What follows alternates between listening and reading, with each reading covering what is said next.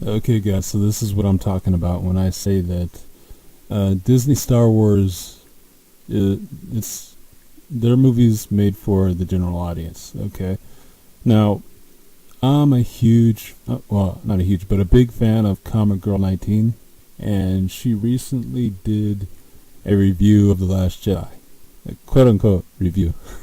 um, the thing about this is she basically did it, I think, because a lot of her followers wanted to know what she thought about the movie, not because she wanted to do the review. In fact, she's not a fan of Star Wars, really at all. I mean, she's seen the movies, I think all of them, but she's not a fan.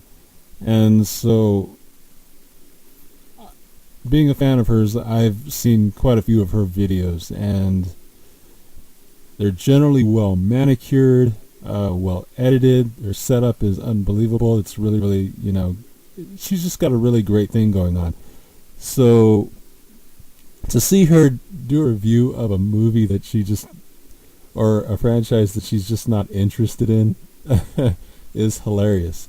But the point of this video right now is to tell you that this was actually the Star Wars that she kind of liked, which is really, really weird.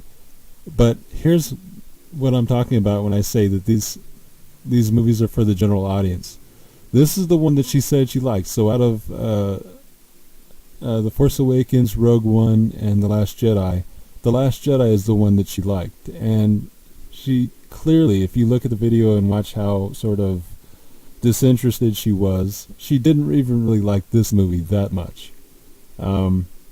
Which is the way that most of the general audience is going to be about Disney Star Wars. I mean, they may like, a lot of people may like Disney Star Wars better than Comic Book Girl 19 does, but they're not gonna, none of the general audience, is going to like it the way that the diehard fans and the hardcore fans like Star Wars.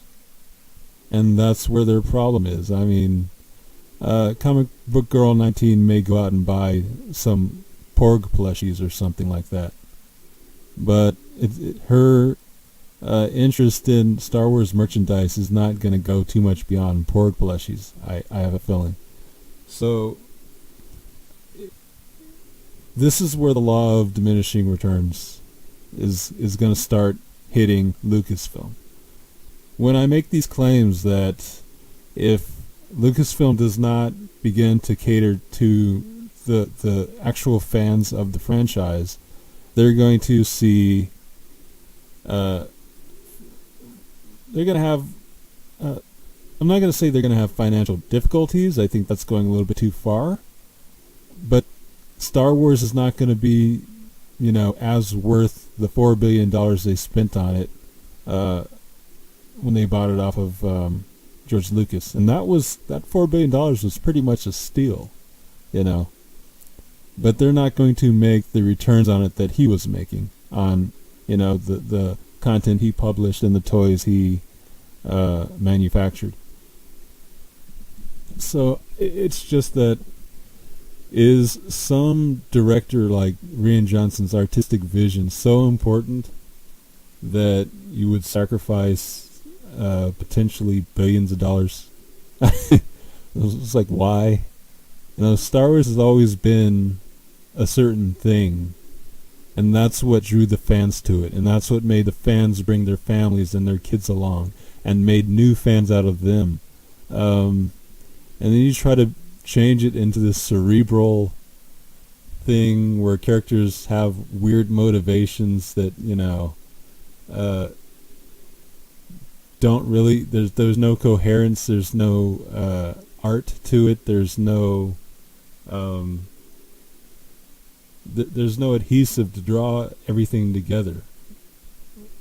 It's just, there's just this director who has a vision about how things should be, raise parents. The hardest thing for her to hear is the way that the story has to go. So his idea of what is hard for her to hear, anyway, is the way that the story has to go. And Luke has to be this hermit because it would be so cliche for him to actually be involved in what the galaxy is doing after he saved it 30 years ago. But it's not cliche for Leia to be involved, you know. It's like, Han has got to go back to being smuggling because it's not cliche for Han to be a smuggler.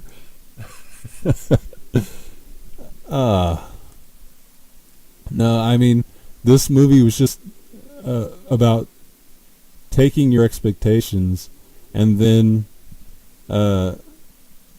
turning them into the least likely, least satisfying thing that I mean, Ryan Johnson has got to be a pretty sad guy. I know he's going to make a lot of money off of this, but money doesn't buy happiness all the time, you know. And he's just got to be really, really sad, especially taking on this Zack Snyder type approach to beloved characters after DC has gone through so many just debilitating failures for the DC property. Anyway, that's all I had to say for this video. Disney Star Wars is not a Star Wars for the fans. It's for the Star Wars of a general audience that could really care less about Star Wars, you know, one way or another.